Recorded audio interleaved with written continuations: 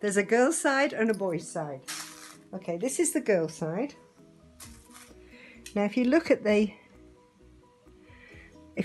inner circle, one is fat and one is thin. Yeah? Can you see that? We're going to use the thin side. So put the thin side up. The spiky side up. Spiky side up. And the little boy, which is self-apparent. Okay, you get it now. Okay. So we put in a spiky in the bottom. And then with the thinner circle facing upwards, we slot that into, it's like a little rubber band, and it slots in.